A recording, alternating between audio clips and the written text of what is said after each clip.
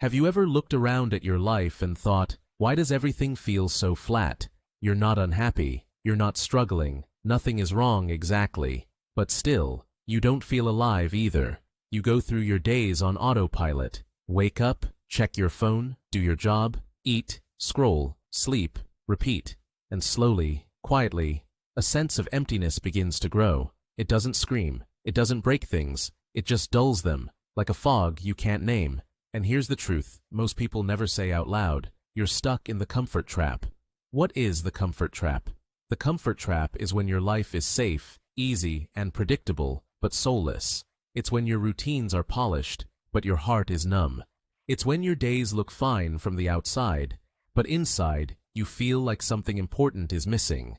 You've traded discomfort for convenience, challenge for routine, adventure for stability, and now, you're comfortable, but completely disconnected from what makes life feel real. How did we get here? Let's rewind for a second. As kids, we were always uncomfortable. New places, new people, new challenges. We failed, we stumbled, we tried things without knowing how. And because of that discomfort, we grew. We felt alive, not because things were easy, but because they were meaningful. Then we grew up, and we were taught that success means security, stability, a good routine, predictability.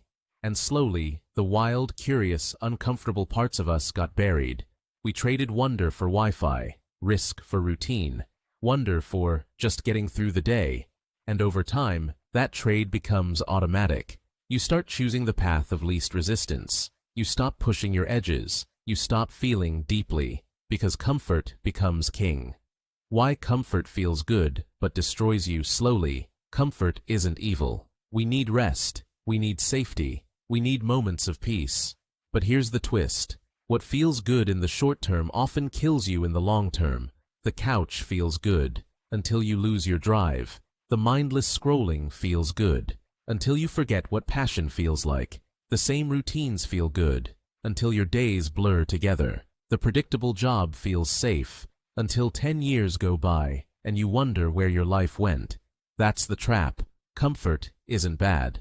But when it becomes the default, the goal, the lifestyle, it quietly drains the color from your life. The signs you're caught in the comfort trap.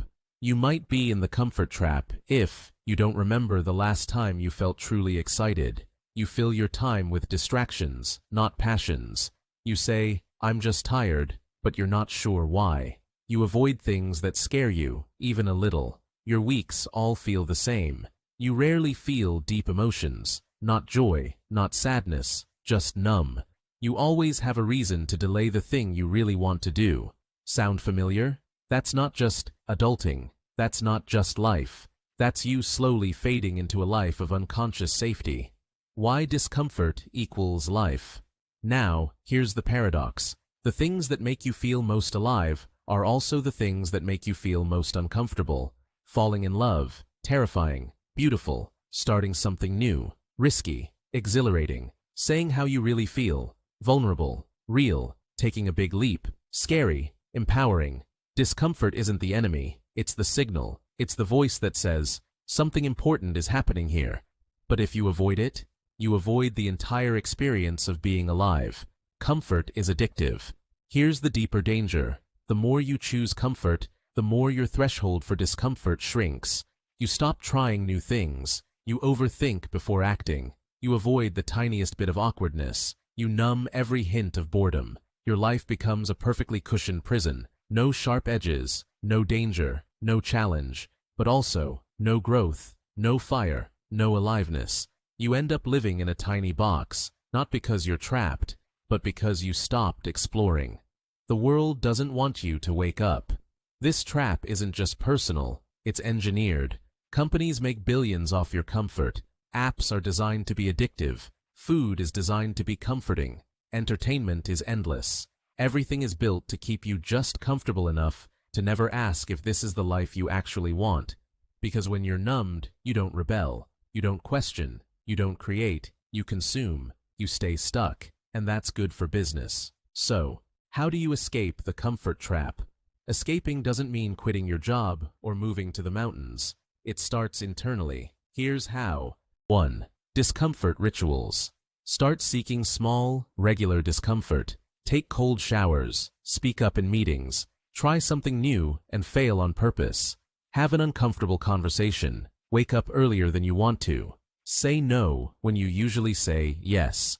These tiny discomforts retrain your nervous system. They stretch your courage, they build momentum. Remember, the goal is not pain, it's aliveness. 2. Set aliveness goals. Instead of just productivity goals, set aliveness goals. Ask yourself, what would excite me to wake up for? What scares me in a good way? What would I do if I wasn't trying to look smart or safe? Then chase those. They don't have to be big. Even planning a solo trip, learning an instrument, or starting a side project counts. The key is to feel again. 3. Audit your comfort crutches. Start noticing where you overuse comfort. Do you scroll when you feel lonely? Do you eat when you're bored? Do you binge watch to avoid thinking? No guilt, just awareness. Ask, what am I really avoiding? Then sit with it. Breathe. Feel. Don't numb. The urge will pass, and you'll reclaim a piece of yourself. 4. Reintroduce wonder. Comfort makes life predictable. So break the pattern. Go somewhere you've never been. Talk to someone unexpected. Say yes to something spontaneous. Let yourself be curious again. You don't need a full plan. You need a pulse. 5. Make room for stillness. Strange advice in a video about escaping comfort? Not really. Stillness isn't comfort. Stillness is confronting, because in stillness, you hear the truth, what you really want, what you've been avoiding, who you've become. So sit, breathe, listen, let the silence reintroduce you to you.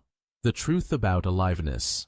Aliveness isn't a permanent state, it's a practice. It's a willingness to feel, to risk, to stretch. It's choosing the vivid, even when it's uncomfortable. It's waking up one day and saying, I don't want to sleepwalk through this anymore, and then taking the first small step. Your life is waiting. You don't need to be fearless. You don't need a perfect plan. You don't need to figure it all out. You just need to begin. Get uncomfortable, get curious, get alive again. Because one day, you'll look back, and the scariest thing won't be the risks you took. It'll be the days you didn't, the dreams you buried, the love you withheld, the life you postponed for later. But you still have time, you still have choice, you still have fire, so don't waste it. Step out, stretch, risk something real, and watch your life open up.